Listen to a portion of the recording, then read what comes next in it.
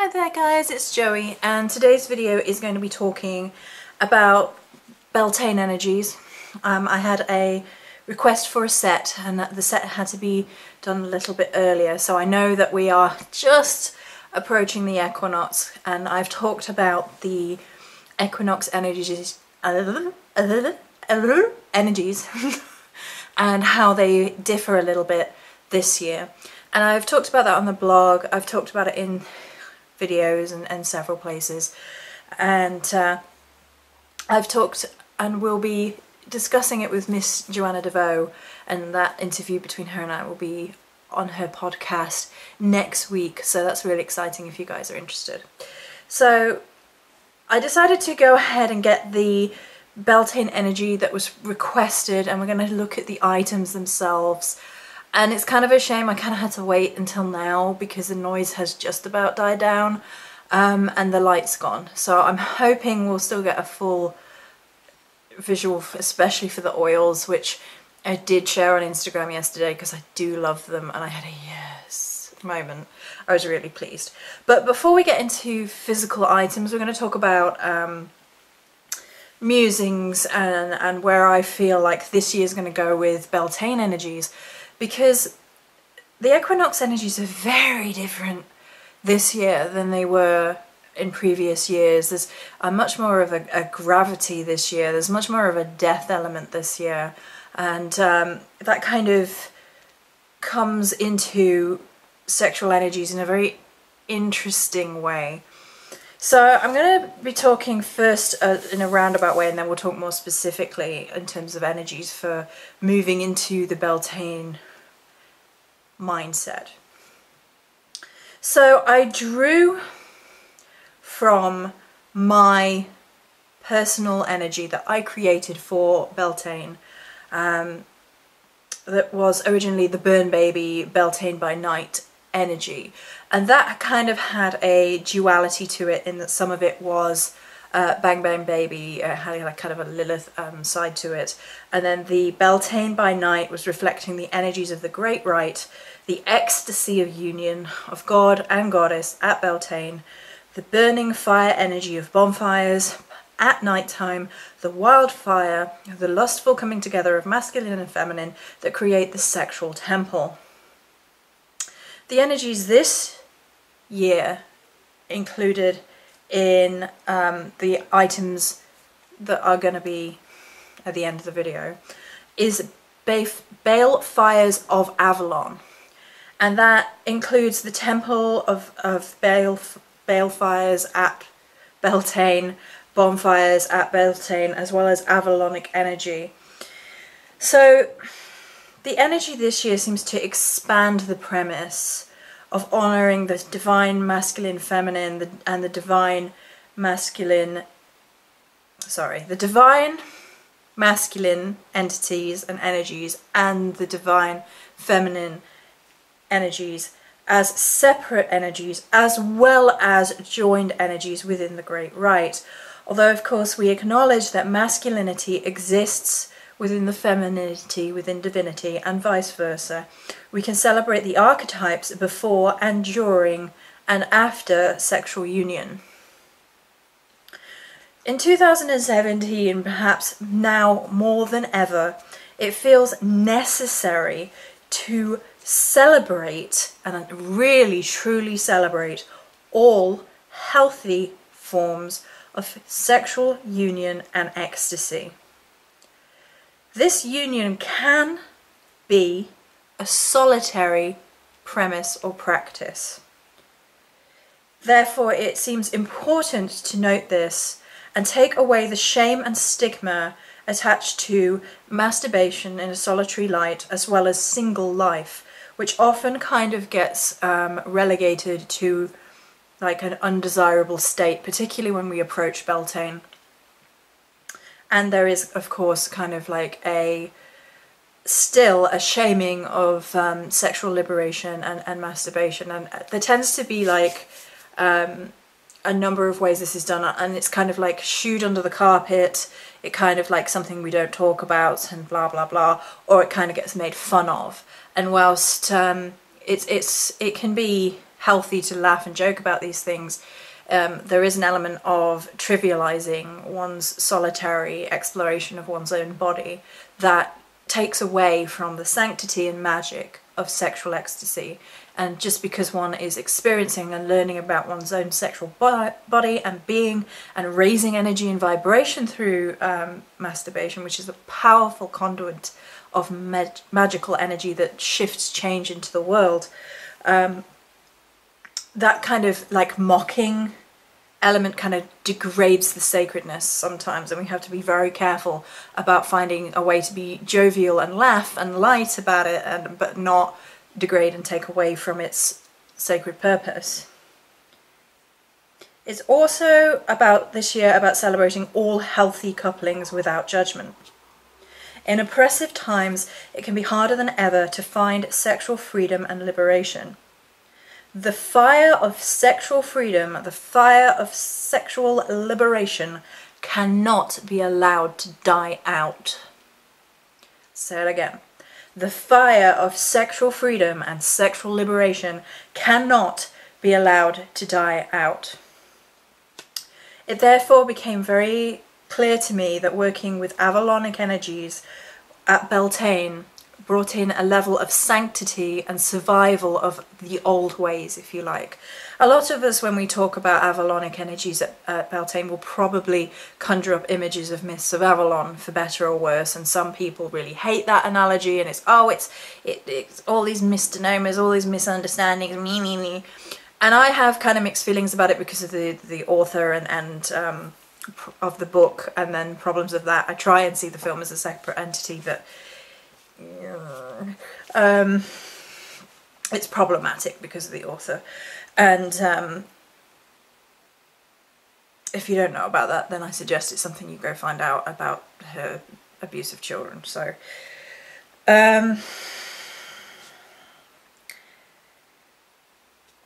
for me, maybe in spite of that, it's kind of like going back and taking back the sanctity, the sacredness of Beltane and sexual energy and the coming together of masculine and feminine. The set in question was actually requested to have two sides to it, to be a feminine and a masculine side to it, to be appropriate on the altar. And now more than ever, I think we are going through processes whereby the separation of men and women and as expressions of the divine is becoming volatile, and there needs to be a celebration of separateness as well as union.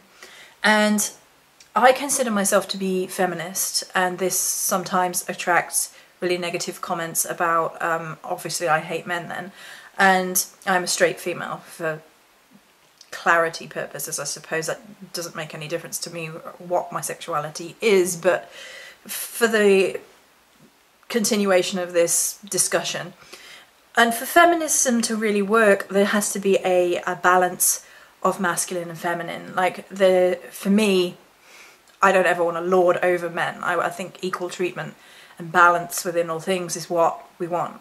And that doesn't exist in the world that we live in. And it's worse in certain areas, it's worse in certain parts of the world than it is here, but it still exists here. There are still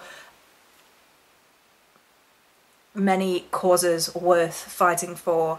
And as we enter a political landscape which begins to tighten a noose around freedoms for particular groups of people, and there is a sexual slant on a lot of these things, like curbing women's access to Planned Parenthood on the premise that it's just abortion, when it is not. Planned Parenthood is more about women's health and providing contraception and providing advice and healthcare as well. For a lot of women, it becomes problematic in terms of sexual expression and liberation, rather than chaining people to stereotypes of what they should be, slut shaming and so on and so forth. It also applies to sexual relationships in the LGBT community, because we want to celebrate all healthy sexual unions between willing participants.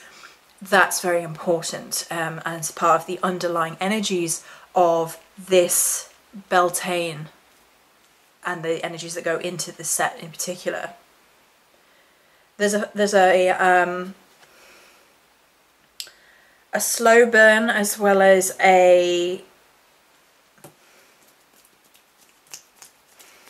I don't want to say fast burn because that's not right, but when we're engaging in the fires of bonfires and you can see the very tangible flames and they're roaring up, there's that energy, that overwhelming, exciting celebration of sexual energy and fire energy, that combustual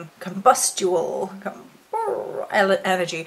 Here there's also a smouldering embers. There is the smouldering embers upon which change is built, and I think there's that element within this year's Beltane energies that carry on from those equinox energies. So we talked about the fact in the equinox energies, you know, they're seeds.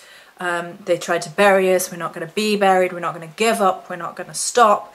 And this Beltane is about those smouldering embers, keeping the fires of change and alive, not allowing the negativity, not allowing the oppression, not allowing suppression to take hold just because it's further down the line than from the initial moment of catastrophe or the initial moment of change that caused pain, and things were under the spotlight and scrutiny then, but they need to continue to be under the spotlight and scrutiny further down the line. We need to keep the embers of social change burning and keep fighting and protecting those who need our assistance, who are our brothers and sisters. They have to get away from the idea that sexual ecstasy is not sacred for men or for women, and I think it happens in this circumstance. It happens to us all. It becomes degraded, it becomes lesser, it becomes either something that is put away and not discussed and kind of has a shame element to it. It can have a kind of a sin element connected to it because, you know, it's a form of control through sexual repression and oppression.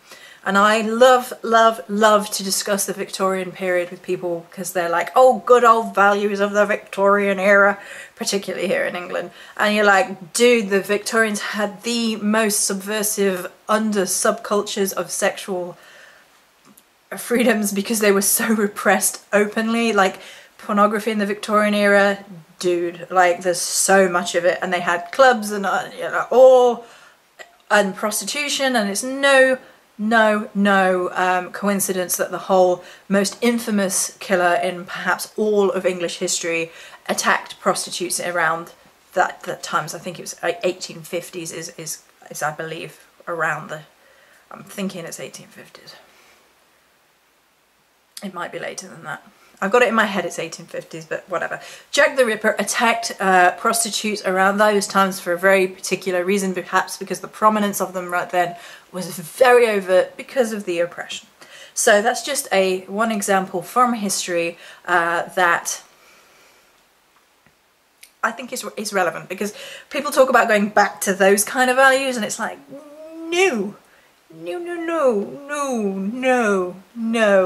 Like, we live in a world where we can celebrate the differences between one another without judgment if we choose to. We are further along our path of evolution, of human evolution, than that. We know better for the most part, and we can educate and we can celebrate the coming together of different kinds of people, as long as, you know, I always have to add the caveat, you know, as long as it's healthy and both people are willing participants and within legal systems, because I don't need the dragging down of kind of like, oh well then paedophiles are fine, because no, it's not. That's abuse. That's not sexual liberation, that's not sexual freedom, that's abuse, and that's an entirely different subject. So it's between two or however many willing participants within a relationship, or however they, I mean, relationship works. Relationship doesn't necessarily have to be a steady involved relationship, it's just the relationship between individuals.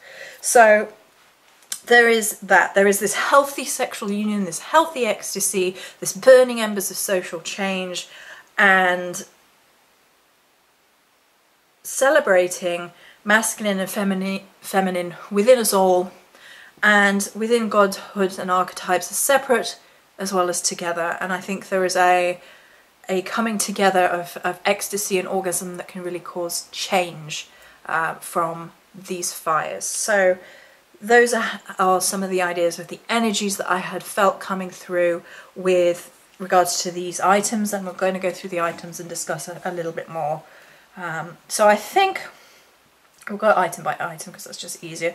So first and foremost, there is pillars, and there is a pillar for the god and there is a pillar for the goddess.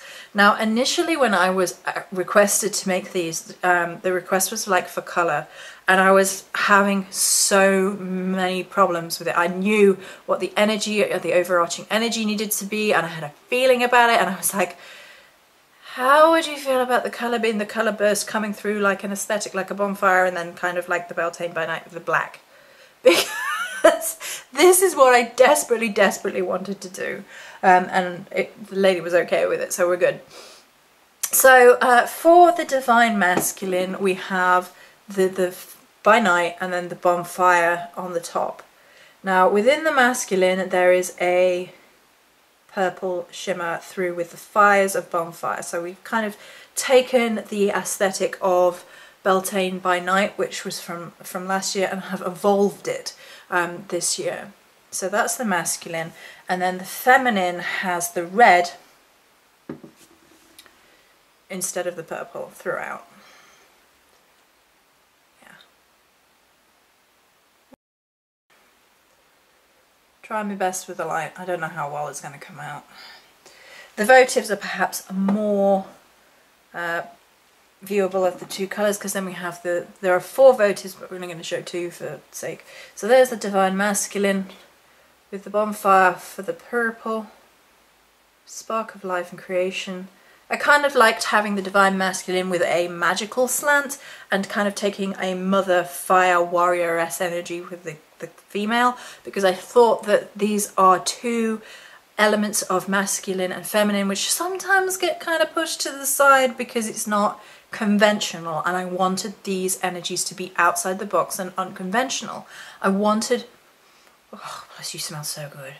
I'm talking to candles. Anyway, sorry, I just moved it past my nose and got a whiff. It's like, essential oil base. So the masculine has the magic, the magician, the change, the I will shape my will with this fiery energy and that magical destiny. And I think in magical circles sometimes we often adopt the feminine archetypes of magician more than the masculine, even though like the magician in the tarot is frequently masculine more often than not. But we tend to go for like that the male is that kind of the warrior energy, and then the female is the kind of like the witchy priestess energy, and I wanted to flip that up and reverse it. No, I wanted to change it and play with it and say, you know, the masculine can be just as magical and the female can be just as powerful. So there's your Divine Feminine.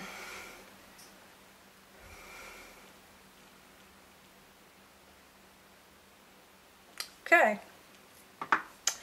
And then I'd been asked for a salt, and the salt didn't get made. The salt got turned into this, which I checked was okay first, because the salt just did not want to work for this. It was too watery. It was like, nope, nope. And I was like, what if we use all fire? Nope. And I was like, yeah, it just would not work. So what we have is a triple bark bonfire powder, which the lady's already seen. And it's basically a mini bonfire in a jar and can be used as a casting herb to be cast into bonfires. So either you can build your little bonfire out of this in a little cauldron setting, or you can use it if you have a big bonfire that you can use them as casting herbs.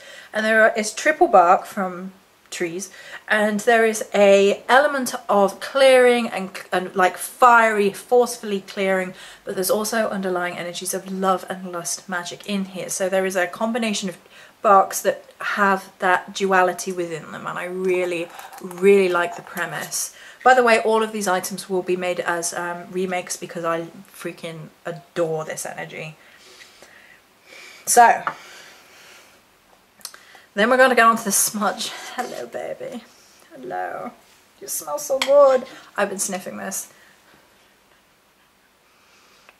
Oh. Oh, if I do say so myself. Right, I'm going to try not to tip it everywhere. I'm going to try and get some light on it. There we go. This is very much meant to look like a bonfire at night aesthetically. And I'm just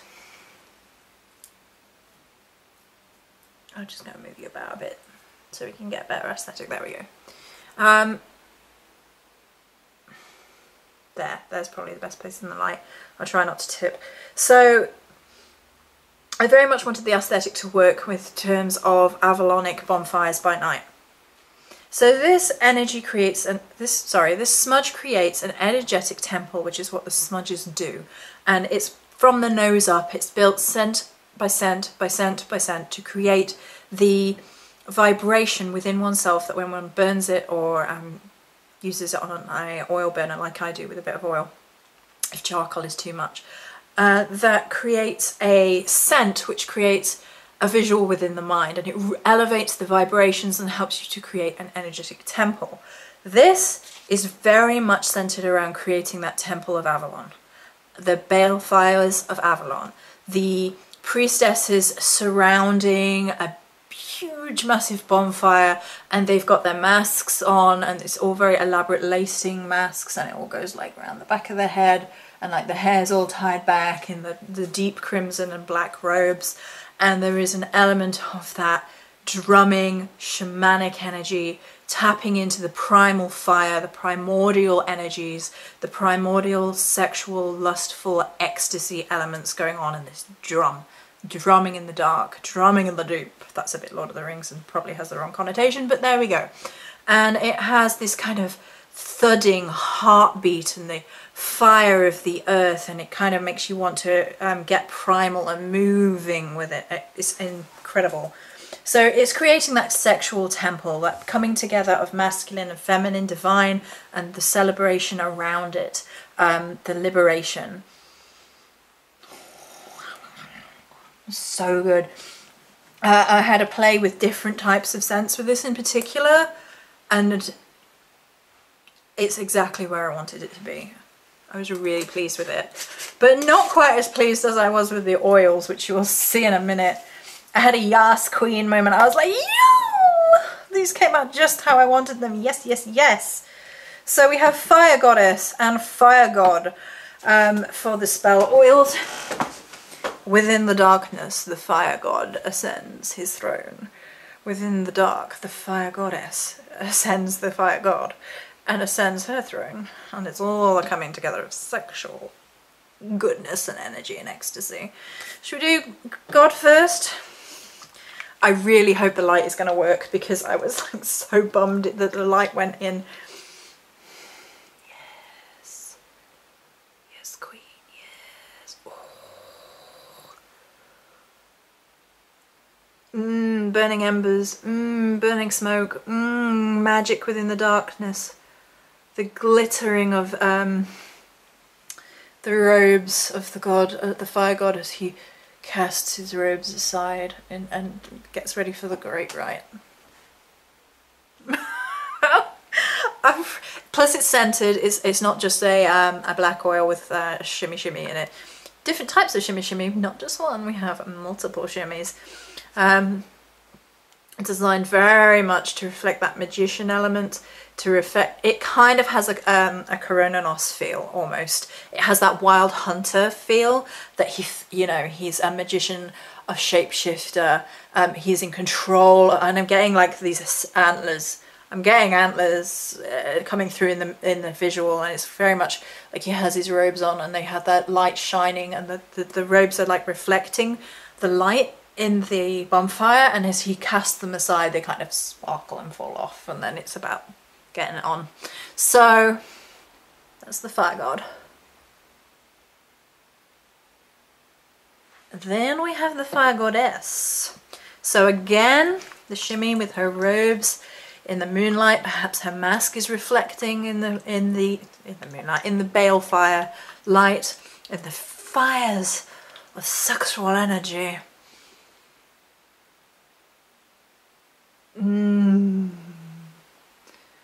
It's like a shimmy witch's dream. I hope it's going to show up. It's a gorgeous deep crimson shimmies.